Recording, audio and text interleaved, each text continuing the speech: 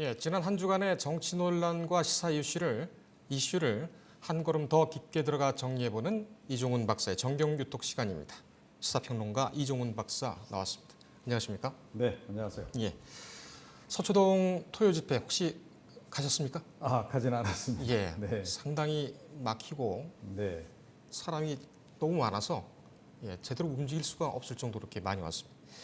오늘 이 얘기를 좀 먼저 해보겠습니다. 네.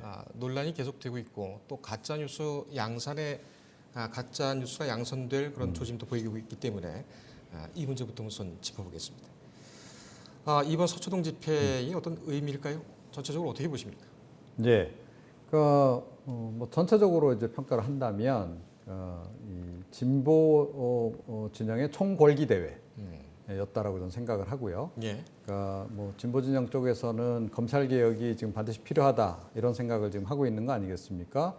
또 최근 들어서 이제 그분들 생각은 검찰 수사가 좀 과도하게 진행된다. 예. 이 조국 장관에 관련한 그 여러 가지 수사를 하는 과정에서 형평성을 잃었고 정치 검찰화도로 한 거 아니냐라고 하는 그런 우려. 예. 그와 더불어서 조국 장관이 혹시 낙마할 경우에 이게 그 힘들게 만들어낸 문재인 정권에 좀 타격을 가할 수도 있다. 위기가 올 수도 있다. 이런 것들이 전반적으로 작용을 해서 그날 뭐 대거 참석을 한 것으로 이렇게 추정이 됩니다. 예. 일단 자유한국당 쪽에서 보수적으로 내놓은 인원도 참가 인원도 5만 명을 네. 넘는다고 돼 있고 방금 앞서 SNS 토파보기 시간에도 말씀드렸습니다만 지하철 인원 계획은 10만 명 조금 넘었었고요. 제가 보기엔 한 20만 명 되는 것 같고 네. 200만 명까지 보신 분들도 계십니다. 네. 이거 뭐 근데 숫자가 중요한 것이 아니라 이 서초동에 이렇게 많은 사람들이 모였던 거는 제가 볼 때는 아마 없었을 것으로 생각이 됩니다. 사상 초유의 사건인 건 분명하죠. 네, 이렇게 검찰 개혁 모여서 강력하게 요구하게 된 이유가 뭘까요? 뭐 이제 그 조금 전에도 말씀드렸다시피 이제 그 검찰의 조국 장관에 대한 수사가 과도하다. 예. 이제 그것으로부터 일단 출발을 한 것 같고요. 그와 더불어서 최근에 그 여당 지도부가 집중적으로 이 검찰에 대해서 좀 성토를 하는 네. 그런 논평들을 잇따라 내놓지 않았습니까? 그리고 거기에 더해서 문재인 대통령이 지난주 내놓은 그 메시지가 저는 상당히 주요했다라고 저는 생각을 합니다. 예. 그러니까 문재인 대통령이 그 조국 장관을 임명할 당시만 하더라도 그러니까 그야말로 조국 반 윤석열 반 이렇게 상당히 좀 균형 잡힌 그런 그 관점을 그때까지만 해도 유지를 했었거든요. 예. 자, 그런데 지난주에 내놓은 그 메시지를 보게 되면 역시 검찰 개혁에 좀 더 방점을 찍고 또 검찰의 그 조국 장관에 대한 수사가 과도하다 이런 내용들을 좀 포함을 하고 있었다는 거죠. 예. 이게 어찌됐건 뭐 그 진보 진영에는 일종의 강력한 메시지가 됐던 것이고 예. 그것이 사실은 이제 더 많이 모이게 하는 그런 그 동력이 되지 않았나 이렇게 생각을 합니다. 그렇군요. 윤석열 검찰총장이 지난 27일인가요? 문재인 대통령의 경고가 나온 이후에 한 차례 입장을 발표를 하고 그리고 주말 중에 집회가 있은 후에 휴일인데도 또 입장을 발표를 했습니다. 저희가 좀 그 내용을 정리를 했는데 화면을 좀 띄워주시겠습니까? 예, 개혁 요구에 대한 검찰 입장이라고 해서 9월 27일 날은 문재인 대통령의 경고가 있었고 검찰 입장이 있었습니다. 그리고 28일 날 검찰 개혁 토요 집회가 서초동에 있었고 이에 대한 또 검찰이 입장을 나타냈습니다.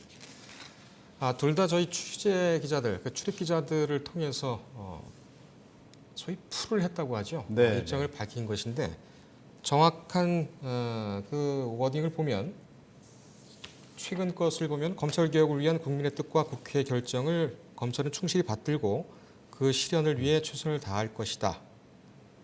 그리고 말미에 검찰총장은 이 얘기를 인사청문회부터 이러한 입장을 수차례 밝혔고 변함이 없다라고 얘기를 했습니다. 결국은 문헌상으로만 보면 항상 가지고 있던 생각으로 계속 지금 유지를 하겠다. 이런 걸로 이해가 됩니다. 그러니까 이제 그날 그 서초동에 모인 그 많은 분들이 요구한 사항이 그러니까 검찰 개혁 반드시 해야 한다는 거 하나 있고요. 그다음에 이제 조국 장관에 대한 수사가 과도하다라는 그런 지적. 예. 그 연장선에서 이제 윤석열 아웃 뭐 이런 얘기까지 이제 나왔던 건데요. 네. 그러니까 가장 핵심은 어찌됐건 뭐 그러니까 검찰 개혁일 것이고 또 좀 윤석열 총장이 결과적으로 검찰 개혁에 역행하고 있다라고 그분들은 생각하고 나와서 촛불을 드신 거란 말이에요. 예. 자, 그러니까 윤석열 총장 입장에서는 가만히 있을 수는 없는 거죠. 그러니까 이제 응답하라 윤석열 했으니 이제 응답을 하지 않으면 안 되는 상황이 된 거고. 예. 그래서 이제 입장을 불가피하게 밝힌 것으로 일단 보이고요. 네. 그리고 이제 입장을 밝히는 것 관련해서 뭐 어떻게 보면 딱히 새로운 내용은 없었다라고 생각을 합니다. 검찰 개혁이 어찌됐건 뭐 지금 현재는 뭐 제도적인 부분은 다 국회로 넘어가 있는 상황이니까 네. 그것이 이제 결정되면 그것에 따라 이제 열심히 하겠다라는 얘기를 했고 예. 그리고 이제 흘러나온 얘기는 그러니까 검찰 개혁과 관련해서 이제 이 수사 조국 장관 수사는 별개의 문제다라는 걸 또 다시 한번 이제 분명하게 지금 하고 있는 그런 그 상황입니다. 그래서 검찰 개혁과 조국 수사 그거를 이제 등치를 시켜서 지금 여당이라든가 청와대라든가 또 이제 촛불 드신 분들은 이제 다 같이 이야기를 하면서 그러니까 윤석열 이제 물러나라라고 얘기를 하는 건데 이분은 일단 물러날 생각은 없고 그다음에 검찰 개혁과 더불어서 조국 수사는 별개의 사안이기 때문에 이건 따로따로 투 트랙으로 그냥 계속 나는 가져가겠다. 예. 이런 이제 그 원칙을 이제 밝힌 건데 이게 보기에 따라서는 특히 진보 진영에서 보기에는 대통령의 메시지에도 불구하고 이런 그러니까 어떤 그 성명서를 내놓는 것은 결국은 기존 기조대로 그대로 가겠다는 거 아니냐. 그러니까 끝까지 지금 뭐 대통령하고 맞서겠다는 거 아니냐. 예. 이렇게 읽힐 여지도 없잖아 있는 그런 상황인 거죠. 예. 네. 지금 근데 뭐 이렇게 얘기를 했다고 하더라도 검찰 입장에서는 별로 손해 볼 것은 없을 것 같습니다. 이미 정경심 교수에 대한 소환은 뭐 예정이 됐던 것이고요. 네. 전망이 됐던 것이고 그 이후의 상황은 뭐 불확실합니다만 지난 24일 날 조국 장관의 오촌 조카가 구속이 됐고 한 차례 연장을 해서 11일 연장을 했고 이렇게 되면은 10월 4일 날 구속 기간이 만료가 되기 때문에 네. 적어도 10월 4일 전에는 기소가 됐겠지 않겠느냐. 그래서 이번 주 중에 정 교수를 소환 조사할 가능성이 높아지는 것이고요. 사실상 수사는 다 끝났습니다. 그런 상황에서 지금 이런 국면이고 또 가는 것이기 때문에 어떻게 보면은 검찰로서는 잃을 게 없겠다 이런 또 생각도 듭니다. 글쎄요. 근데 뭐 잃을 것이 없다라고 하는 것을 이제 어떤 차원에서 이제 볼 것인가 하는 건데, 예, 그러니까 이미 이제 수사는 상당히 진행이 된 상태고, 그러니까 여기서 어떻게 보면 이제 퇴로는 없는 거죠. 검찰 예. 입장에서는.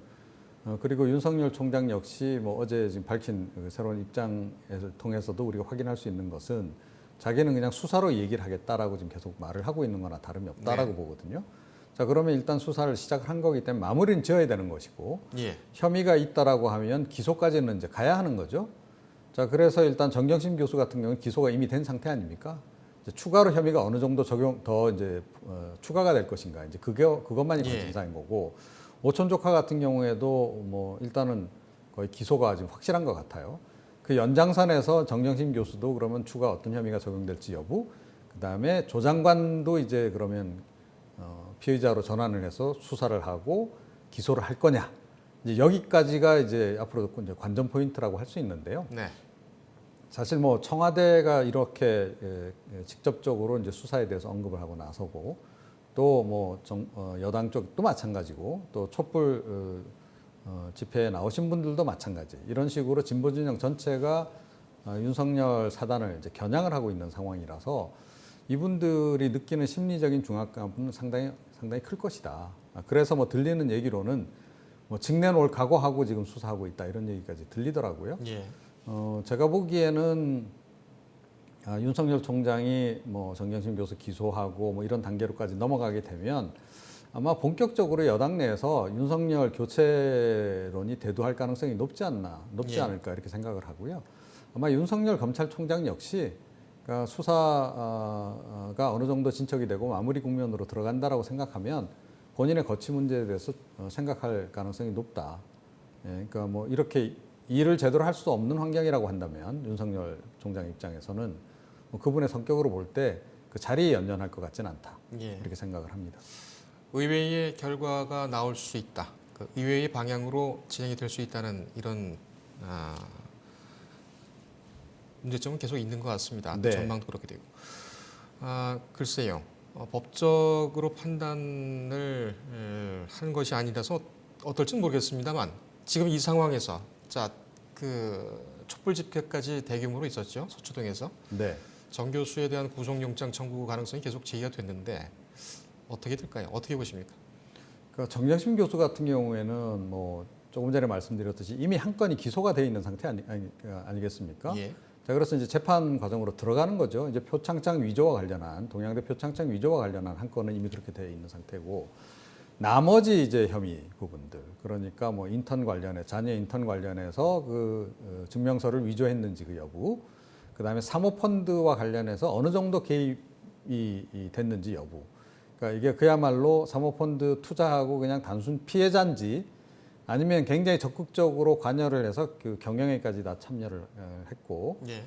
그래서 이 조국 장관이 인사청문회에서 밝힌 바하고는 달리 블라인드 펀드 정도가 아니고 상당히 깊숙이 뭐 투명하게 뭐 경영에까지 개입을 한 그런 상황이라고 한다면 예.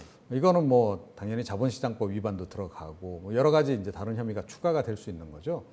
그래서 그 부분이 이제 앞으로 남은 과제인데 이제 그와 관련해서 사실은 이제 외부에서 걱정하는 시각도 없진 않아 있어요. 그러니까 보수 진영 쪽에서는 결국 이렇게 수사가 흐지부지 되는 거 아니냐 내지는 정경심 교수 선에서 그것도 좀 아주 명확한 건 이런 거 한두 건 정도에서 그냥 수사가 그치지 않겠느냐라고 하는 우려도 예. 그 반면에 없잖아 있는 그런 그 상황입니다. 예. 알겠습니다. 일단은 검찰 수사를 좀 지켜보겠습니다.